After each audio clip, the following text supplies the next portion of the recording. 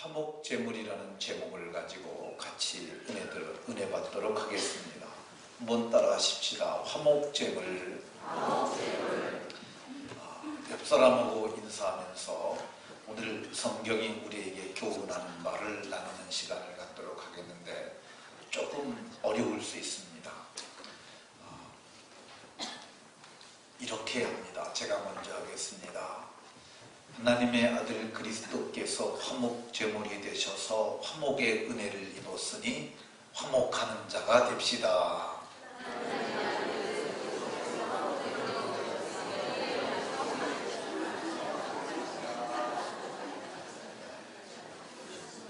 다시 한번 제가 먼저 하겠습니다.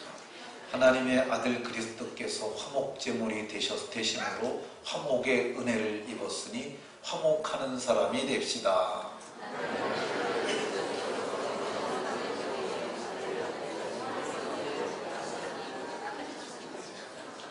하나님의 아들 그리스도께서 우리를 위한 화목제물이 되셔서 하나님과 우리를 화목하게 하셨으니 우리는 세상과 화목하고 성도 간에 화목하고 또 이웃과 화목하고 교회 안에서 화목한 화목을 이루는 화목의 대사들이 다 되시길 예수님 이름으로 축원합니다. 우리가 어쩌다 사용하는 용어 중에 희생제물이 되었다라고 하는 말을 들을 때가 있습니다. 이 희생제물이 되었다는 말은 어떤 공동체가 이익을 얻기 위해서 한 사람이 희생되었을 때 표현하는 어법입니다. 예를 들어서 제가 말씀드리면은 우리가 어려서부터 들어왔던 심청전의 얘기. 심청의 아버지 심학도가 좋은 여인을 만나서 결혼을 합니다. 그리고 아기를 갖습니다. 그리고 아기를 낳았어요. 아기가 너무너무 이뻤어요. 그런데 아기를 낳은 지 며칠이 안 돼서 신봉사의 아내가 죽습니다. 신봉사는 그 아기를 품에 안고 젖동량을 다녀서 그 아이를 기릅니다. 근데 그 아이가 외모도 예쁘고 마음씨도 예쁘고 정말 효성스러운 아이로 자라나요. 그 아이가 17세 꽃다운 소녀가 됐던 어느 날 신봉사, 심학도가 어디를 다녀오다가 그만 시냇가에 빠지게 됩니다. 그래서 사람 살려 그러는데 한 중이 지나가다가 그를 보고 지팡이를 던져줘서 그를 건져냅니다. 그리고 그에게 말합니다. 당신 소경이시오? 네, 제가 소경입니다. 공양미 300석만 내면 눈을 뜰 수 있을 터인데 그래서 어떻게 그 일이 가능합니까? 그랬더니 내가 봉은사 주지야. 내게 300석만 가져오면 눈을 뜨게 해주지. 사기친 거죠, 중놈이. 어쨌든 그 얘기를 듣고 아내 집에 와가지고 청이에게 얘기를 합니다. 청아, 내가 오늘 물에 빠졌는데 나를 건져준 아주 좋은 스님이 계셨단다. 그 스님이 말하기를 공양미 300석만 내면 내가 눈을 뜰 수 있을 텐데 우리 형편에 어디서 300석을 구할까? 그러고 있는 거야. 근데 그 얘기를 들은 청이는 아버지를 위해서 300석의 공양미를 구해서 반드시 내가 드려서 아버지 눈을 뜨게 해드려야 되겠다. 그렇게 생각을 합니다. 근데 그러던 어느 날 뱃사람들이 인당수라고 하는 곳에 제물로 드려야 할 순전한 처녀를 찾는다고 그러면서 그 마을을 다니기 시작합니다. 그 얘기를 들은 청이가 쫓아가면서 말합니다. 정말로 처녀를 사시오. 우리는 제물로 쓸 처녀가 필요합니다. 그러면 내가 어때요? 그래서 흥정을 하기 시작하는데 공양미로 쓸 300석을 달라고 해서 300석을 봉은사로 보내고 청이는 인당수에 가서 이제 빠지게 되죠. 근데 그 뱃사람들이 청이를 보내면서 심청이가 우리의 희생제물이 되었다. 그렇게 그들이 표현합니다. 근데 이게 희생제물이죠. 세상 사람들은 희생제물을 압니다. 근데 세상에 알지 못하는 또 하나의 재물이 있는데 그게 화목재물이에요. 세상 사람들은 알지도 못하고 듣지도 못했던 말씀입니다. 근데 오늘 본문에서 예수님을 그의 피로서 말미암는 화목제물로 세우셨다고 이렇게 얘기를 합니다. 이 화목제물은 세상이 알 수 없는 거야. 왜 그러냐면 연구에서 발견할 수 있는 게 아니고 상상에서도 상상조차도 안 되는 그런 이야기예요. 왜 세상이 알지 못하느냐? 이거는 하나님께서 계획하시고 하나님께서 실행하시고 하나님께서 이루신 오묘하고 신비한 구원의 원리가 들어있는 제물 이야기이기 때문에 그렇습니다. 그러면 화목제물이 뭘까? 화목제물은 문자 그대로 둘 사이를 화목케 하는 제물입니다. 이 헬라어에서는 이게 힐라스테리온이라는 단어가 쓰였는데 이것이 화목제물을 말하기도 하고 속죄소를 말하기도 합니다. 이 속죄소에 관해서는 히브리서 9장 1절 이하를 보면 이 첫 언약 속에 있는 섬기는 예법이라고 이렇게 얘기를 해요. 세상에 있는 성소에 있는 이야기라고 얘기를 해요. 그러니까 모세가 이스라엘 백성들을 이끌고 나와서 시내산에서 받은 이 성막에 관한 제도 속에 있는 그 자리라는 것을 우리가 알 수 있습니다. 이 성막은 첫 장막을 열고 들어가게 되면 번제단이 있고 물두멍이 있고 떡상이 있고 거기에는 6개의 진설병이 있고 그리고 두 번째 휘장을 열고 들어가게 되면 거기 금으로 싼 분향단이 있고 거기 뒤에는 법궤가 있는데 금으로 싼 법궤인데 그걸 열게 되면 그 안에는 아론의 후손만이 영원한 제사장이라는 아론의 쌍난 지팡이 그리고 이스라엘 백성들이 40년 동안 광야에서 먹고 살았던 만나를 담은 그 망아리 그리고 하나님 앞에 모세가 올라가서 40일 동안 하나님과 대면하신 후에 받았던 십계명 두 돌판 이것이 들어있는 법궤를 만나게 됩니다. 이 법궤를 덮고 있는 것을 뚜껑이라고 그러지 아니하고 시은소라고 불러요. 거기에는 양쪽에 그룹이 있는데 그룹이 날개를 펴서 둘이 연하여 있고 그 밑에 부분 법궤의 뚜껑이고 그룹이 날개 아래를 시은소라고도 부르고 시은좌라고도 부르는데 영어로 이걸 머시시트라고 얘기를 합니다. 자비의 자리 이렇게 표현할 수 있죠. 근데 여기에 1년에 1차씩 대제사장이 양을 잡고 양의 피를 멱을 따서 그걸 받고 그거를 지성소로 들어가서 그리고 들어갈 적에는 하나님 얼굴 앞에 서는 거기 때문에 그냥 들어가지 아니하고 허리에다 끈을 묶고 들어가고 그들이 입는 제사장 예복 아래 하단에 방울을 답니다. 왜 그러냐면 소리가 안 나면 죽은 거니까 그때는 줄을 당겨서 그를 장사하기 위해서 그런 거죠. 그래서 양의 피를 가지고 들어가서 그것에 붓고 그래서 하나님이 그것을 받아들이는 순간 속죄가 일어납니다.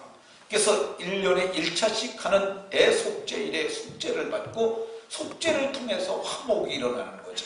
오늘 성경이 나타난 이 화목제물이 하나님의 아들이 인간의 죄를 다 짊어지고 십자가에서 대속하시는 속죄를 통한 화목이 이루어진 제사라 이렇게 할 수 있습니다.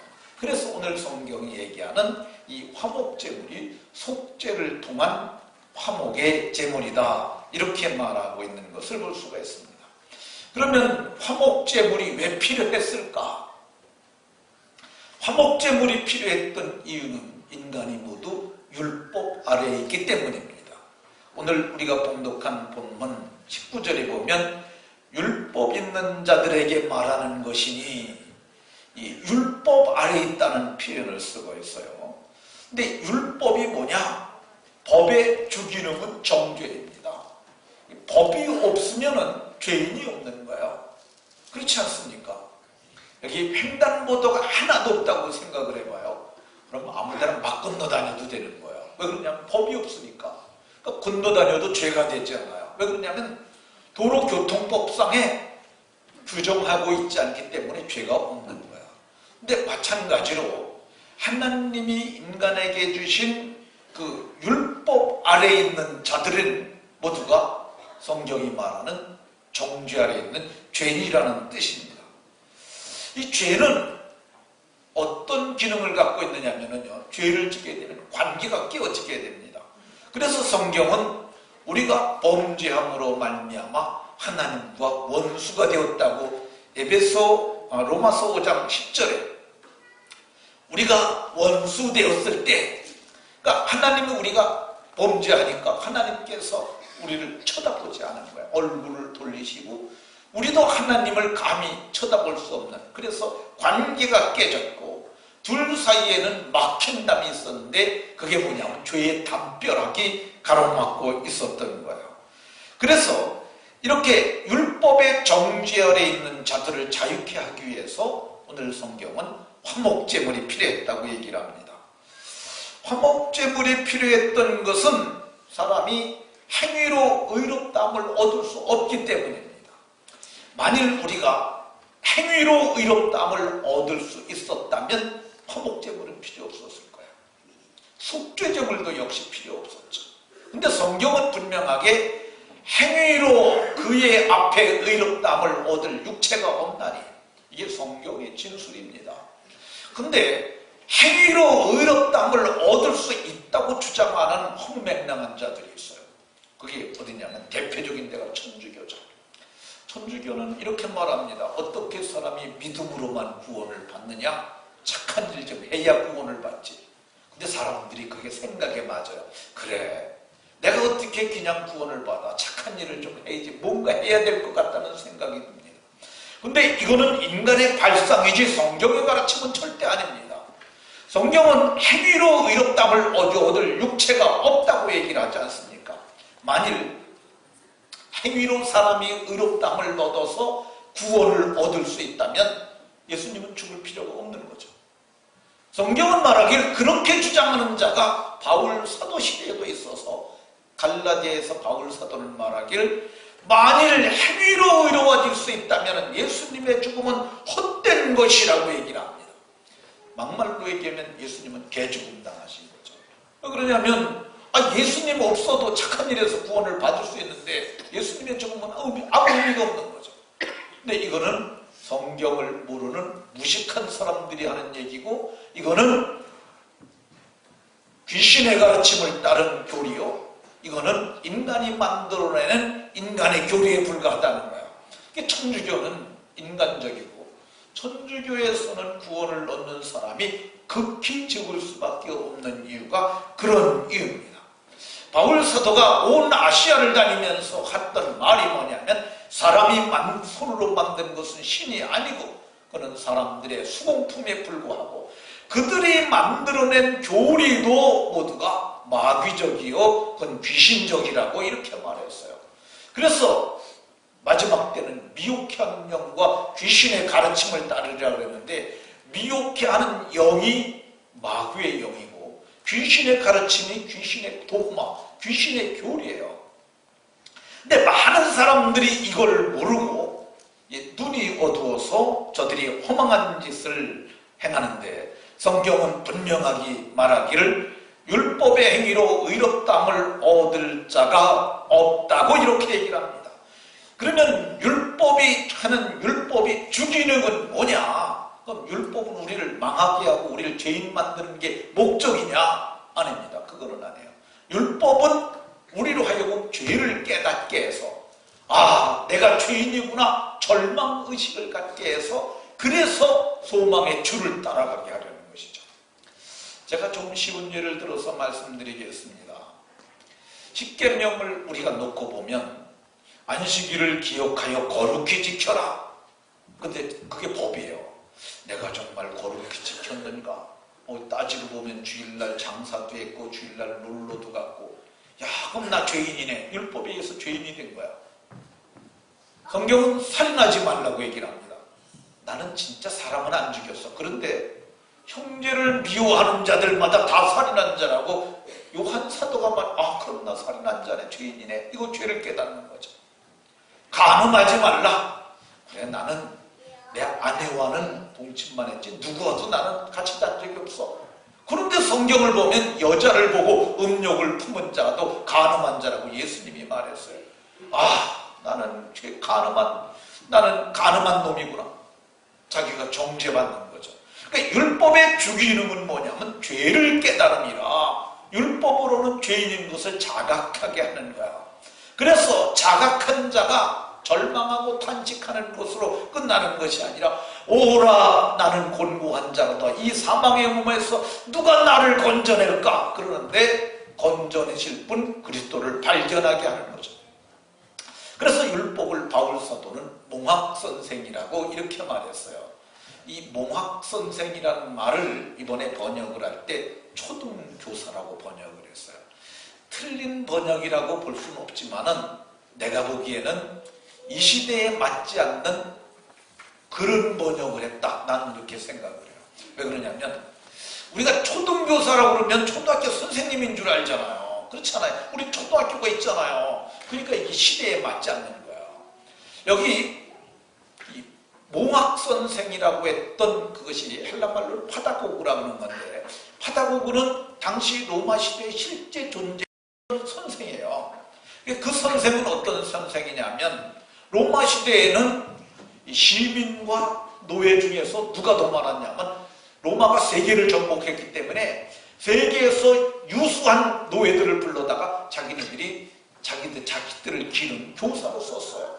근데 그 교사 중에서 아이들을 학교로 데려가고, 그리고 수업이 끝나면 데려오는 것, 이게 몽학선생의 파다고그예요. 그러니까 율법은 우리를 구원하는 게 아니라 절망감을 느끼게 해서 그리스도께로 인도하는 그런 목선 역할을 담당하는, 그것이 바로 몽학선생이었다는 것이죠. 그러면 누가 화목제물이 되셨나? 성경은 말하길 율법 외에 나타난 한 의가 있었다고 얘기를 해요. 그러니까 율법은 정죄의 기능인데 율법 말고 따로 나타난 의로운 한 분이 계셨다는 거죠. 그분이 누구냐면 예수님입니다.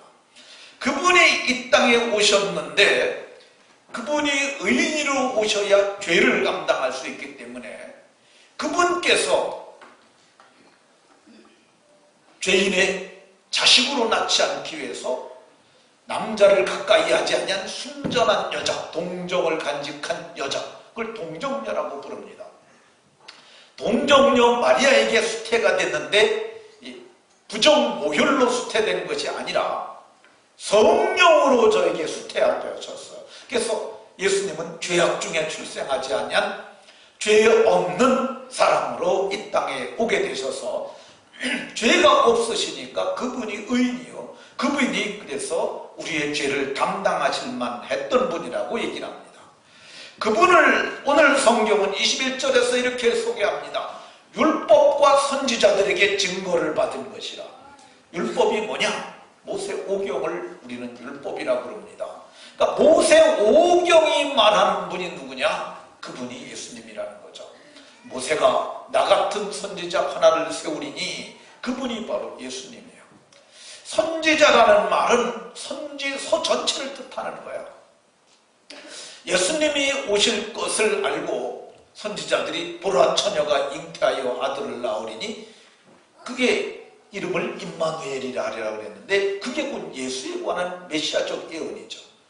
유대 땅 베들레헴아 너는 작지 아니하도다, 내게서 한 다스리는 자가 나올 것이라고 그랬는데, 그게 바로 유대 땅 베들레헴의 말구에서 태어나신 예수님에 관한 이야기죠.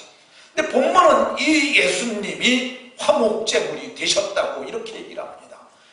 예수님이 희은좌, 은혜의 자소의 핏부림을 통해서 속죄함을 얻게 하고 그로 말미암아 화목을 이루게 하셨던 그분이라는 것이죠. 어떻게 그분이 화목제물이 되셨는가?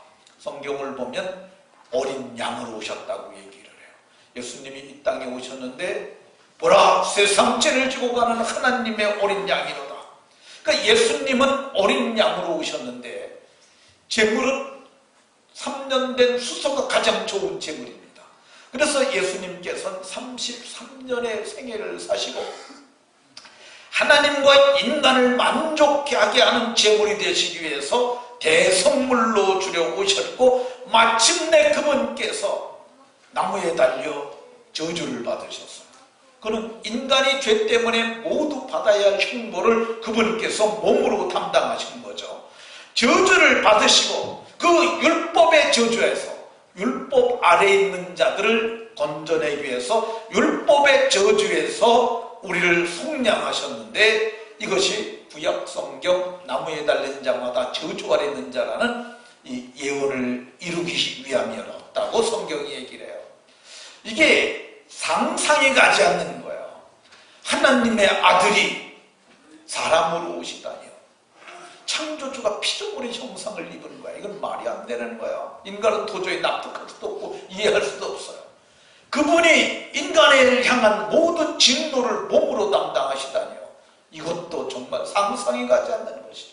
그분이 십자가에서 마침내 죽으시다니요.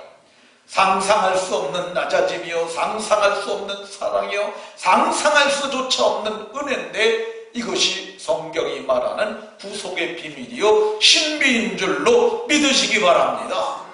그래서 우리는 은혜를 입었어요. 어떤 은혜를 입었냐? 성경은 말하기를 그 은혜를 인하여 그의 은혜의 풍성함을 따라 그의 피로 속량 곧 죄사함을 받았다고 얘기를 해요. 이 속량이라는 말은 돈을 치르고 사람을 빼냈다는 거예요. 죄값을 치르고 빼냈다는 거죠. 예수님께서 십자가에 죽으실 때 마지막으로 하셨던 말씀이 다 이루었다고 그러는데 이게 헬라 말로는 테텔로스타인데 이게 다 갚았다는 뜻이에요. 장사꾼들이 쓰는 경제 용어예요. 예수님께서 내가 다 갚았다 이 말은 하나님의 인류를 향한 진노를 내가 다 받았고 저들이 갚아야 할 죄짐 아담의 죄책을 아담이 지었던 원죄를 내가 다 갚아버렸다는 거야. 죄인을 대신하여 의인이 죽으셨으므로 그래서 죄가 다 갚아졌고 그래서 우리는 속량을 받았고 속량은 돈을 주고 노임을 받은 거야. 오늘날 법정에서는 보석과 비슷합니다. 보석. 근데 이 사람이 지금 감옥에 들어가 있는데 이 사람의 값만큼 돈을 치르는 거야. 그리고 사람을 빼내는 거죠. 보석금이라는 제도가 우리나라에도 있습니다.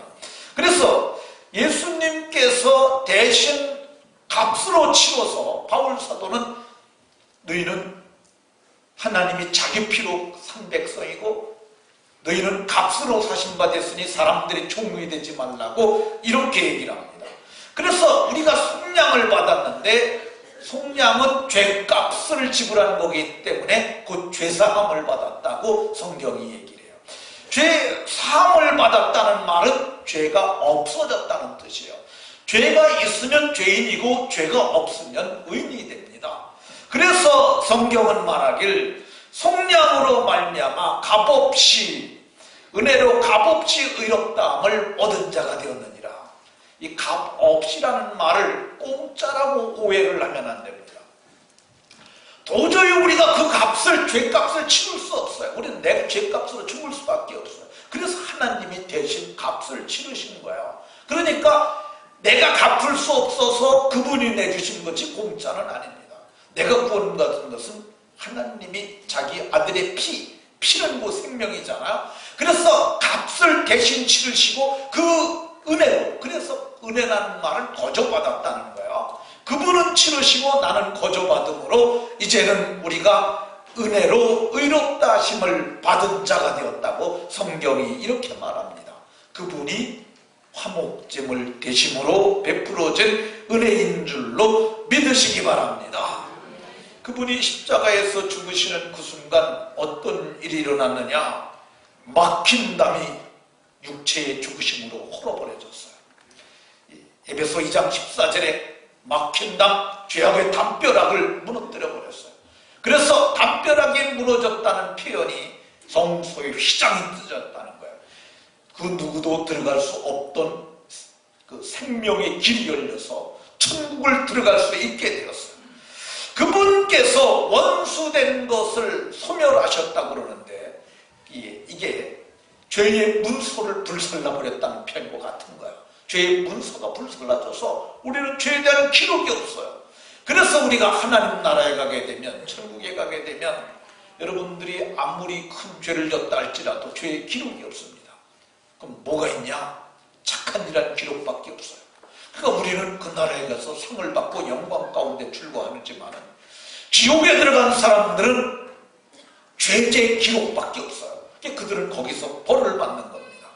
성경은 말하기를 그 은혜로 말미암아서 이제는 속량 곧 죄사함을 받아 의인이 되었고 이제는 하나님과 화목하게 되어서 하나님의 면전에 설 수 있는 믿음의 담력을 얻게 되었다고 히브리서 4장 16절에 이렇게 말합니다. 그러니까 저와 여러분들이 오늘 예배로 기도할 때, 그리고 우리가 죽는 그 순간 천사들을 보내서 하나님이 우리를 받들어서 하나님의 낙원에 들어갈 수 있게 하신 것이 바로 이 모든 그리스도의 화목제물 되심을 통한 은혜인 줄로 믿으시기 바랍니다.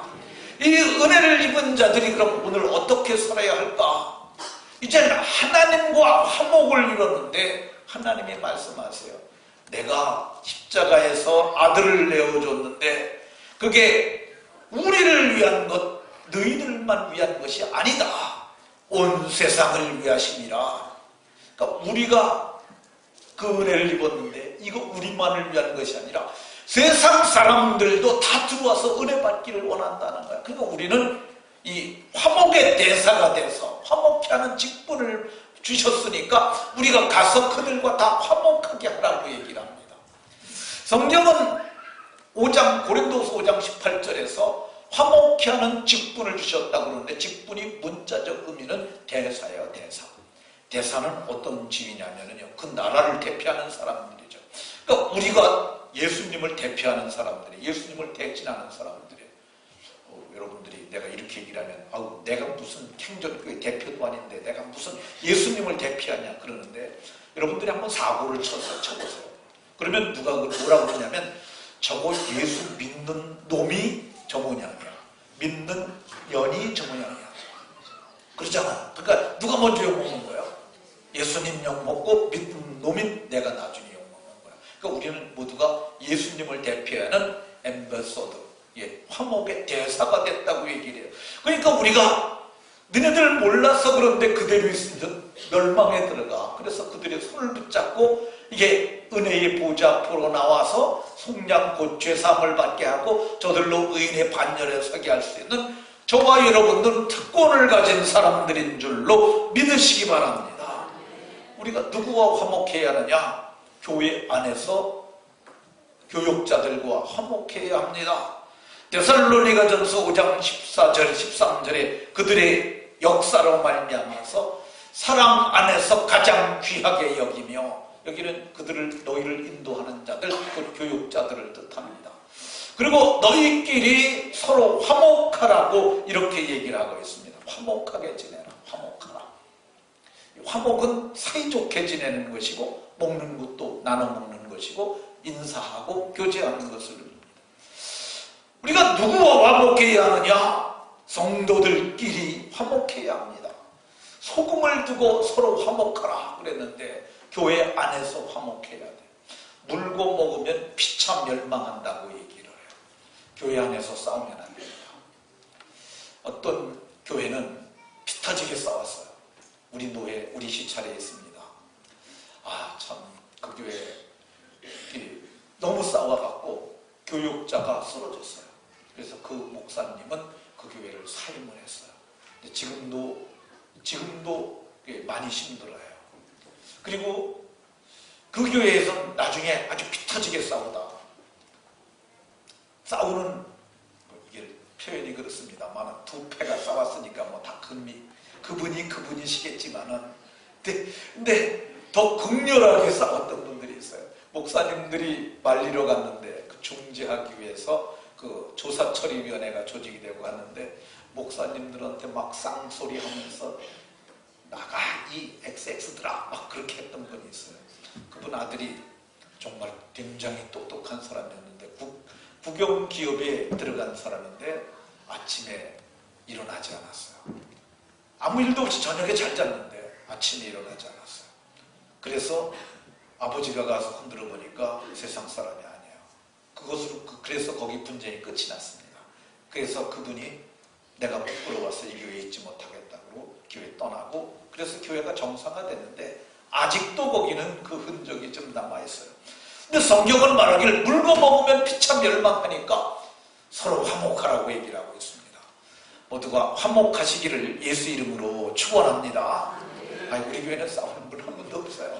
그러긴 하지만 그럼에도 불구하고 멸시하고 막말하고 혹이라도 그러게 되면 상처를 줄 수 있어요. 그렇게 하지 말고 서로가 서로를 긍휼히 여기면서 얼마나 이 세상 힘들게 사셔, 얼마나 늙어가지고 걸어다니기도 힘들고 얼마나 이게 당뇨병도 있고 고혈압도 있고 그래서 살기 힘드셔.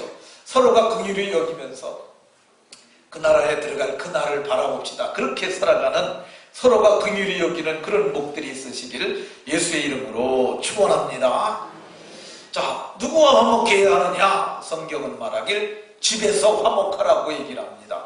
마른 떡 한 조각만 있고도 화목하는 것이 육선이 집에 가득하고 다투는 것보다 나으리라 그랬는데 이번에는 제육이라고 얘기를 했는데 제육은 고기들을 얘기를 하는 거죠. 근데 옛날 성경은 육선이라고 그랬어요. 고기와 생선. 어쨌든 먹을 게 아무리 많아도 다투게 되면은 그거 불행해집니다.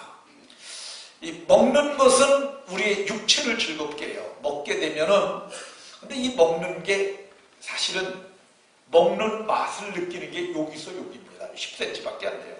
뱃속에 들어갔는데 고기를 다 먹었는데 뱃속에서 맛있게 느껴지는 분들은 없잖아요. 그건 이상한 사람들이죠.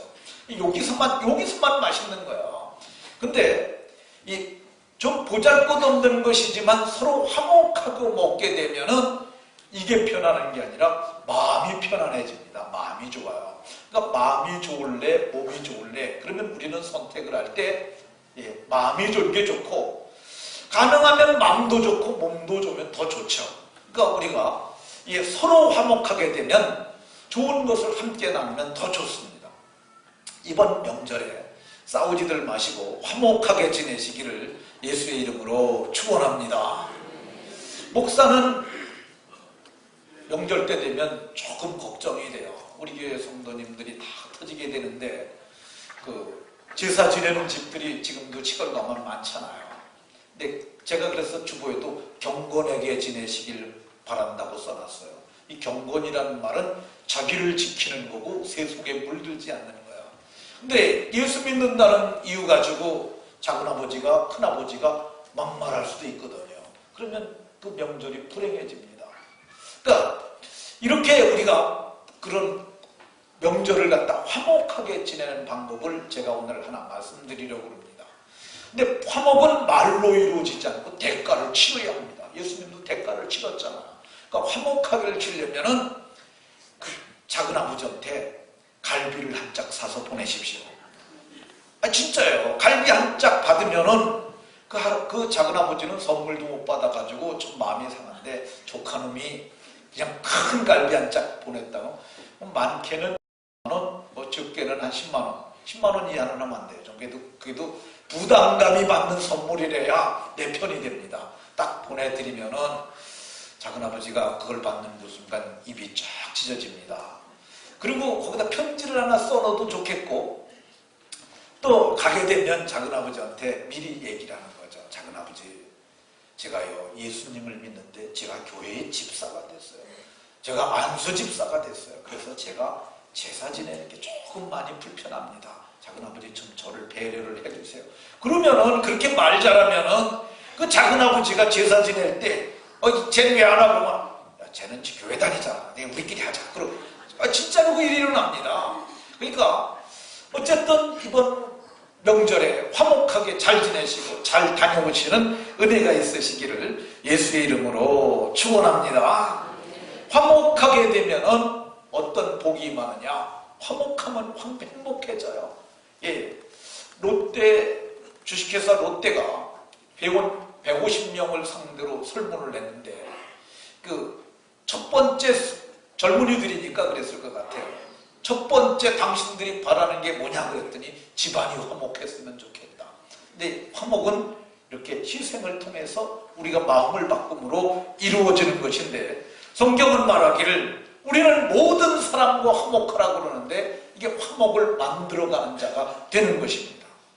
화목하는 자들에게 주시는 복이 있는데 골로새서 1장 22절에서는 화목하게 하는 자는 어떤 복을 주시느냐? 거룩한 자가 되고 흠이 없는 자가 되고 그리고 책망할 것이 없는 온전한 하나님의 사람이 됨을 얘기를 합니다. 저와 여러분들이 모두가 이번에 더욱 화목을 만드심으로 정말 하나님 앞에 거룩하고 흠이 없고 책망할 것이 없는 온전한 분들이 다 되는 복이 있으시기를 예수님 이름으로 축원합니다. 자, 우리 옆 사람하고 이렇게 손을 붙잡고 우리 정말로 화목하게 삽시다 라고 말합니다. 네, 우리 기도하겠습니다.